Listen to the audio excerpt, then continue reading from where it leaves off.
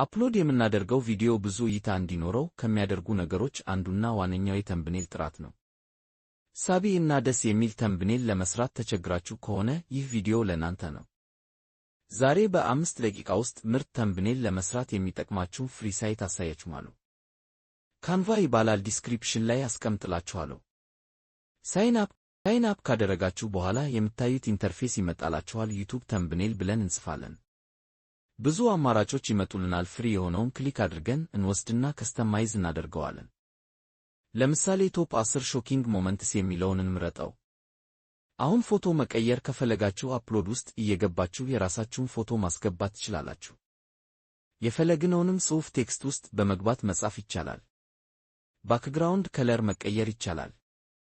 እንደምታዩት ሌላ ፎቶ አፕሎድ አድርጌ ወስጃለሁ። ለምሳሌ 5 ድብቅ የሴቶች ባህሪያት ብዬ ጽሑፍ ልጻፍ። ፎንቱን፣ ሳይዙን፣ ከለሩን፣ የጽሑፉን ኢፌክት ሁሉ ማስተካከል እንችላለን። እነዚህን ካስተካከልን በኋላ ሼር የሚለውን በመንካት ዳውንሎድ ማድረግ ሲሆን ስራችን ይህንን ይመስላል። ከወደዳችሁት ቻናሉን ሰብስክራይብ በማድረግ ቤተሰብ ሁኑ።